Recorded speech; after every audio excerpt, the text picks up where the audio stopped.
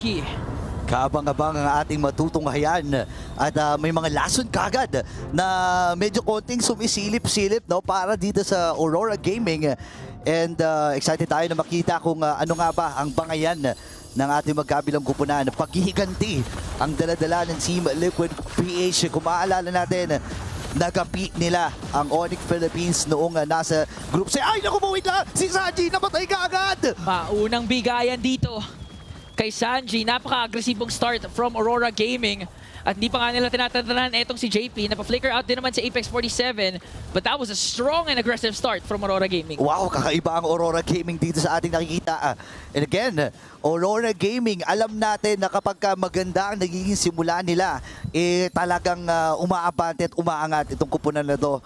Ideally para dito sa Team Liquid Philippines na dapat pagganahin nila ng early ito. Pero kasi kaharap mo dito ay isang Kimi na kung saan tatadtarin ka ng mga missiles neto. So ramdam natin na nahirapan si Sanji dun sa mga punto na yon. Kaya nga wala pang 30 seconds so biglaan na lang nabigyan si Sanji. Nabigla din talaga sila. And I agree. Mas madali ma-execute yung mid-duo dito ng Aurora Gaming. Kasi honestly, kahit magmintis etong si Rosa, ilan lang ba yung magmimintis dyan? Kahit magmintis kalahati dyan, consistent DPS, medyo may kasakitan na early on for Rosa. And ang mahirap dito no, kapag naka-early din ang isang Joy. Buti na lamang hindi pa natin nakikita yung maagang pag-aksyon. Pero ngayon may aksyon na kagad! May pagpirmang ginawa si Carlito the Great para makuha ang unang kill. Ngayon naman ay aggression ang isinasagot dito ng Aurora Gaming. First turn ay sinisimula nila. Pero sabi ni Carlito, hindi ako aabot. Abangan ko na lang yung purple buff. Pero nakipag-abangan din si JP dito sa naging kuha. Sa unang pag-go ng laban, sabay pasok si TNZ. Go niya ata ipatayin si JP. Hindi, umatas na rin dito si TNZ. Trade na lang kaagad ang hinanap dito ni Carl Lito. Pero may trade din talaga ang LPH. Mabilis ang sagot naman ang gagawin nila kay TNZ. Parang sakit nun namatay ka. Nakuha mo man yung turtle pero wala ka rin purple buff. At ngayon level 5 na si Carlito. Tatawiran niya ata dito si Rosa. Okay, atras muna at aagaw ata uli ng Green Comes. Naku, ito na, nagsisimula na ang panggigipit ng Team Liquid Philippines kontra Aurora. Gigil na gigil si Carl TZ. Pinapatunayan niya na gusto niya talagang maging next face of MLBB. Prime Carl Tusok Yun is back at iyon ang gusto niyang ipakita. Maganda yung mga trades na ginagawa ng TLID. Given the fact na nabigyan kagad si Sanji early on, hindi na talaga makakontest yung TLPH doon sa unang turtle. Pero magandang response yung ginawa doon ni Carl TZ. Sinabi mo na nga, wala nang ang purple buff etong si TNZ at nabigyan pa ni Sanji at ni JP. medyo na to home goods, level 5 versus level 7. Malaking gap para dito kay TNZ. Isipin mo yun, no? Parang kung titingnan mo, parang lamang ang Aurora Gaming doon. Pero nakadalawa na kagad na gap in terms of level dito si Carlito. Apex 47, hinahawakan lang yung New Bush dito sa may gitna. Ngayon naman, ang Team Liquid Philippines, medyo kinakalmahan lang din kasi alam nila na action din tong Aurora. May mga games na katulad nung kinas natin na sobrang walang nangyari. 20 minutes, parang wala pang 10 yung kill scoreboard. Pero iba kasi yung kwento ngayon. Nakuha pa rin naman ng Assassin, etong si TNZ. At kahit hindi si Lina yung gamit ni Rosa, Kimi has been a good option pa rin naman. One of the lowest win rate so far dahil one of the most used heroes din when it comes to the mid lane. Pero in the hands of the Thorn Queen, maaaring mapagana to ng Aurora Gaming. Oo nga, pero malaki ang kailangang bigyan contribution dito, lalo na ni Apex 47. Hindi pa tayo nakakita so far ng magagandang Tsunami Slam. Pero sabi na, sige, targetin kaya muna natin dito si Lunar, bibit-bitin. At yung Dark Wave, nagtatalo na nga rin.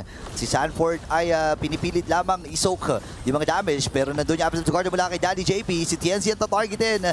Pero hindi tumamaya breakable. Ngayon, tamang tutok lamang si Rosa dito ng kanyang mga balat baril.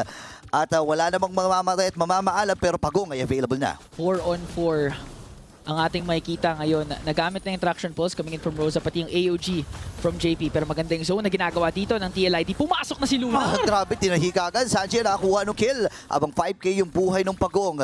Tamang flashlight lamang dito si Sanji. Nagamit yung beacon. Bibit-bitin natin si Rota. Flicker! Ay na-force na rin kagad.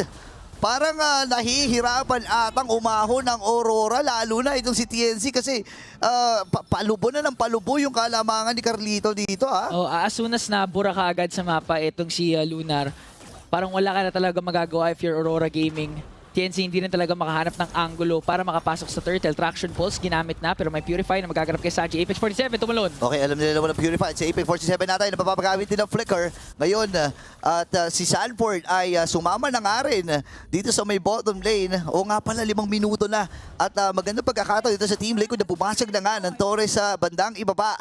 2,000 na biglaan ang kalamangan ng CL. Pero name of the game pa rin for Aurora Gaming. Tandaan natin is they have a 2 marksman setup. Rosa at saka Sigibum. Moskov has been exceptional sa pagpapaikot ng mga laro kahit sobrang laki na ng kalamangan. Nakita tayo ng mga laro na 8K, 10K gold deficit. One clash can turn things around for Aurora Gaming. Wow, grabe. 1.1k kagad para dito kay Oheb. Kaya si Apex 47 nailista na rin para kay KL1. Ito, na-activate na naman yung KL1 na instinct niya. Nako, si Sanford medyo malalim ata. Pero namaalam din siya sa kamay ni Sanji. JP, poprotektahan lamang itong si Sanji. Pero si Oheb, tinatrabaho na yung Torres sa may bandang iba. Pasikip ng pasikip ang kamapahan dito ng Aurora Gaming habang naghahabol si Lunar. Pero hindi na rin go-go dito ang Aurora. Samantalang si Carl TC nakikipag 1v1 kay TNZ. 1v1 Retribution yung nagamit. Tatawiran pa ba ni Carlito? Wala na siyang panghabol pa at ayaw na rin niya mag-extend dahil wala rin naman siyang vision sa mga miyembro dito ng Aurora Gaming. Util? Pero pwede na lang abutin to. Oy, wait lang, napabigon din si Sanji. At may pa-okay pa, no?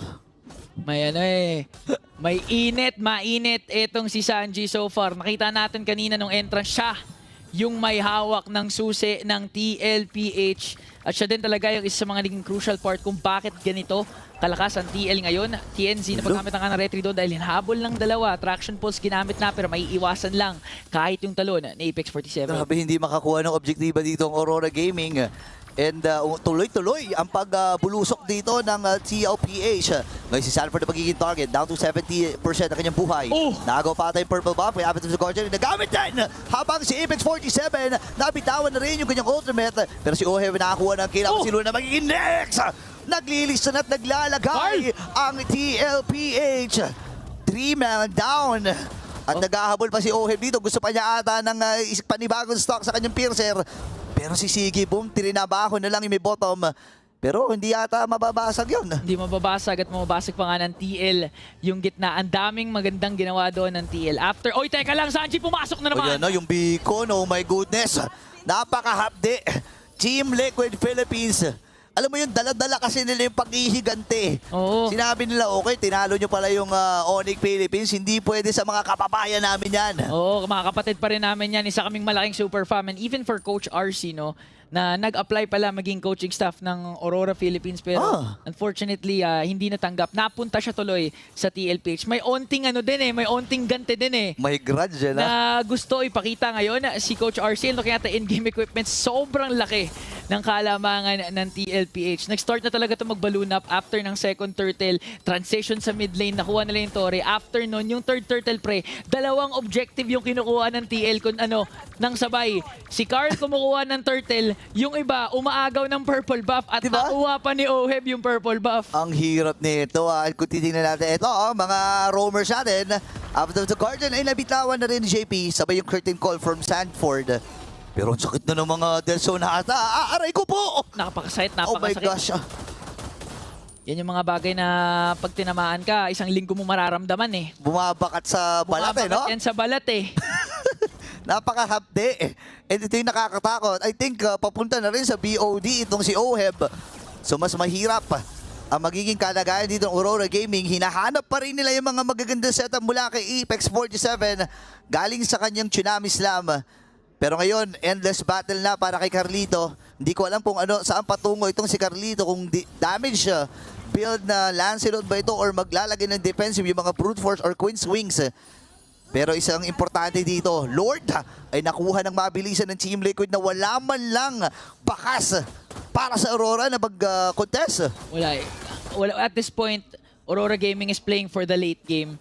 Alam nila yung strength ni Sigibum later on, but ang problema, aabot nga ba sa late game? Because so far, napakaganda ng execution na ginagawa ng TL. And even if si Apex 47, may flicker yan, sino ba uhulihin mo? Kasi si Sanji, si Oheb may Purify, si Sanji may Crimson Beacon pa nga.